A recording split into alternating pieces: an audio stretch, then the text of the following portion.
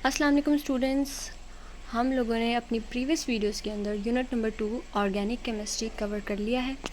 आज हम उसके रिलेटेड जितने भी इम्पॉर्टेंट क्वेश्चंस हैं जो कि एग्ज़ाम पॉइंट ऑफ व्यू से बन सकते हैं उनको डिस्कस करेंगे बारी बारी से। तो चले हम अपनी वीडियोस को स्टार्ट करते हैं। तो हम लोगों ने जैसे कि ऑर्गेनिक केमिस्ट्री के बारे में पढ़ा था, तो सबसे पहला इम्पॉर्टेंट क्वेश्चन ही वो बनता है कि आपसे पूछा जाए कि व्हाट इज़ ऑर्गेनिक केमिस्ट्री।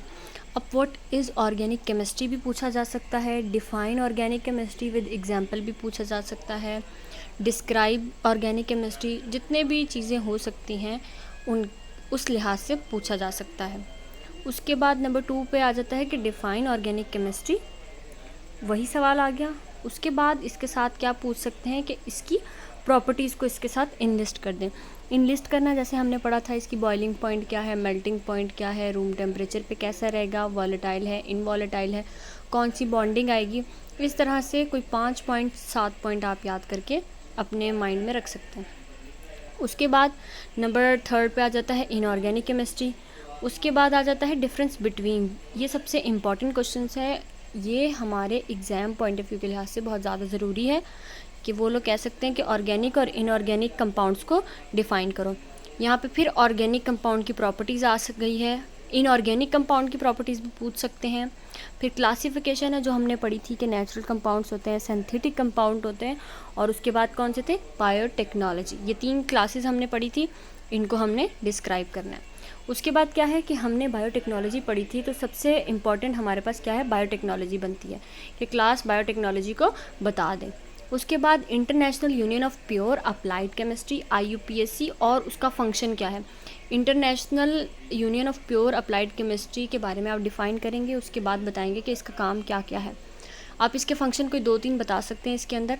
उसके बाद हमने इनकी फैमिलीज़ पढ़ी थी, अल्केन, अल्कीन, अल्काइन। तो क्या पूछ सकते हैं कि ये अल्केन को बताएं और साथ में इसकी एग्जांपल दे दें। हमने जैसे मीथेन बताया था, साथ साथ इसकी प्रॉपर्टीज़ बता दें कि ये क्या होता है, वॉलेटाइल होता है, इसका बॉइलिंग पॉइंट क्या है, मेल्टिंग पॉइंट क्या है। वही सेम ऑर्गेनिक कंपाउंड की यहाँ पर आप प्रॉपर्टीज़ लिख सकते हैं। उसके बाद अल्कीन क्या है इसको बताएं और साथ साथ इसके करेक्टरिस्टिक बताएं। इसके करेक्टरिस्टिक में आप ये भी लिख सकते हैं कि इसमें क्या है, डबल बॉन्ड होता है, ये सैचुरेटेड होते हैं, ये आपस में कौन से बॉन्ड के साथ अटैच हैं, ये सब उसकी करेक्टरिस्टिक है। उसके बाद अल्काइन क्या है, उसकी प्रॉपर्टीज़ क्या है, उसकी करेक्टरिस्टिक क्या है। फिर इन तीनों का डिफरेंस पूछ सकते हैं, अल्केन, अल्कीन, अल्काइन। कॉलम बनाएंगे हम। हमें पता है कि हम लोग जब भी डिफरेंस बिटवीन लिखना चाहते हैं तो हम इस तरह कॉलम बनाते हैं, फिर यहाँ पे इस तरह हम 3 अल्केन, अल्कीन और अल्काइन फैमिली को डिफ़ाइन करेंगे कॉलम्स की फेस के अंदर। उसके बाद हमने पढ़ा था कि आइसोमराइजेशन क्या है, तो हम आइसोमराइजेशन बताएंगे, उसकी टाइप्स बताएंगे। फिर फंक्शनल ग्रुप बताना है क्या है, और साथ साथ इन्यूमरेट कॉमन फंक्शनल ग्रुप, मतलब जो कॉमन फंक्शनल ग्रुप है ना वो हम बता सकते हैं कौन कौन से फंक्शनल ग्रुप है। जैसे हमने पढ़ा था अल्कोहल है, अल्डिहाइड है, कीटोन है, कार्बोनियल ग्रुप है, कार्बोजाइलिक एसिड्स हैं, ये सारे क्या हैं, फंक्शनल ग्रुप हैं। आप इन्हीं को सिर्फ इनके नाम डिफ़ाइन कर सकते हैं और साथ इनकी जनरल रिप्रेजेंटेशन बता सकते हैं। उसके बाद हमने मैक्रोमोलिक्यूल्स पढ़ा था कि मैक्रोमोलिक्यूल्स क्या हैं वो बताने हैं। उसके बाद मैक्रोमोलिक्यूल्स क्या होते हैं, जैसे कि हमने पढ़ा था प्रोटीन, लिपिड्स, कार्बोहाइड्रेट और न्यूक्लिक एसिड, ये हमारे पास मैक्रोमोलिक्यूल्स हैं, इनको बताएंगे। पहले इनकी डेफिनेशन सिंपली बताएंगे कि ये होता क्या है, उसके बाद इनको इनलिस्ट कर देंगे कौन कौन से हैं, वही प्रोटीन, कार्बोहाइड्रेट, लिपिड्स और न्यूक्लिक एसिड। उसके बाद हमारे पास क्या आ जाता है, हमारे पास नेक्स्ट आ जाते हैं कुछ टर्म्स। अब हम लोगों ने ना जो ये क्लासेस पढ़ी थी, फंक्शनल ग्रुप्स पढ़े थे, इन लोगों को डिटेल नहीं पूछ सकते, ये टर्म्स में दे सकते हैं आपको। जैसे कि लास्ट क्वेश्चन में देकर आपको 2-3 टर्म्स जो है वो दे दी जाए, जैसे कि हेलो अल्केन क्या है, अल्डिहाइड क्या है, alcohol, ketone, ether, carboxylic acid, Easter, amine और अमाइड्स, इनके बारे में आपसे पूछ सकते हैं। इनके बारे में आपने लिखना क्या है, सबसे पहले इनकी डेफिनेशन, उसके बाद इनकी जनरल रिप्रेजेंटेशन, बस। उसके बाद इसके अंदर जो फंक्शनल ग्रुप है उसको डिफ़ाइन कर दें आप, इतनी सी डिफ़ाइन करनी है। ज़्यादा मार्क्स का आप लोगों ने जितने भी आंसर लिखने हैं ना अपनी आंसर शीट के अंदर, तो वो आप लोगों ने एक ख्याल रखना है, एक ध्यान रखना है कि उसके मार्क्स कितने हैं, अकॉर्डिंग टू देयर मार्क्स लिखना है। 5 नंबर के सवाल के लिए 4 पेज आप कभी नहीं भरेंगे।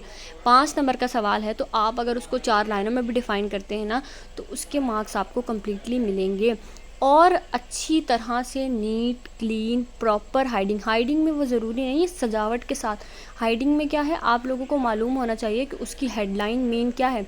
हेडलाइन दें फॉर सपोज हेलो अल्केन है, तो आप लोग क्या करेंगे, एक मार्कर सिंपली हेलो अल्केन आप उससे डिफ़ाइन कर देंगे। हेलो अल्केन लिख दिया आपने। अब नीचे से, इसके सामने से कभी भी स्टार्ट नहीं करेंगे, इसके नीचे से हम क्या करेंगे, हम इसकी डेफिनेशन लिखेंगे। डेफिनेशन लिख दी, फिर हम क्या करेंगे, अगर हम इसकी एग्जांपल लिख रहे हैं तो अलग मार्कर से एग्जांपल लिखेंगे। उसके बाद फिर इस एग्जांपल के सामने से कभी शुरू नहीं करेंगे, एग्जांपल के नीचे से हम इसकी एग्जांपल को लिखना स्टार्ट करेंगे। इस तरह आपका पेपर नीट भी लगेगा और क्लीन भी लगेगा। तो एक सवाल को ज़्यादा से ज़्यादा आप लोगों ने डिटेल नहीं करनी, आप लोगों ने सिर्फ कंसाइज करके उतना ही लिखना है।